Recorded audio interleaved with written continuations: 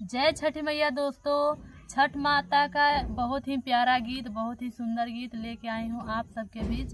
और कमेंट के माध्यम से आप लोग बताइएगा कि गाना कैसा लगा और हम कैसा गाना आप लोगों को गाकर सुनाएं। और लाइक करिएगा और नए जुड़े होंगे तो सब्सक्राइब कर लीजिएगा मेरे चैनल को और पूरा वॉच करके देखिएगा मेरा वीडियो। और चलिए गाना सुनते हैं। आदित्य देव के साथ कोठरिया हीरा जड़े हो केवाड़, मोती जड़े हो केवाड़। आदित्य देव के साथ कोठरिया हीरा जड़े हो केवाड़, मोती जड़े हो केवाड़। ओही कोठरी सोवलन सूरुज देव, होई गईले भोरा भिनुसार, होई गईले भोरा भिनुसार। ओही कोठरी सोवले आदित्य देवा, होई गईले भोरा भिनुसार, होई गईले भोरा भिनुसार। भोरे भोरे जगावे उनकर यामा, उठाया दित भैले भिनुसार, उठा देवा भैले भिनुसार। भोरे भोरे जगावे उनकर यामा, उठा देवा भैले भिनुसार, उठा देवा भैले भिनुसार।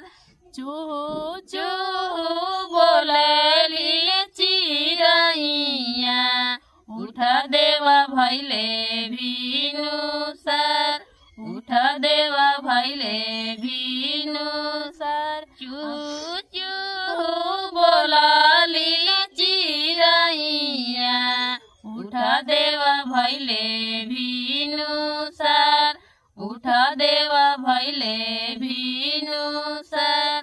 अमावा के डाली बोले कोयलिया, उठा देवा भैले भिनुसार, उठा देवा भैले भिनुसार।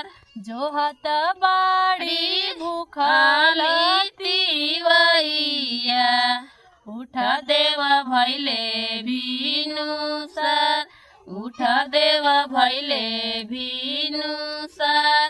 3 दिन के भूखल बाड़ी तिवैया, बाड़ी जला बीचे खाड़, बाड़ी जला बीचे खाड़। साज देवा तात घोड़ा रथावा, दर्शन देहु दया पार, दर्शन देहु दया पार।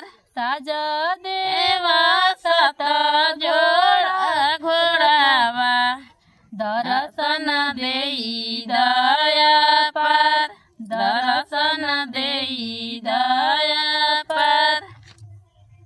धर धर थर थर कापेला बदनिया, उठावा गईले झुराय, उठावा गईले झुराय। बड़ा रे कठिना देव बरतिया, बरत लिहाली उठाय, बरत लिहाली उठाय।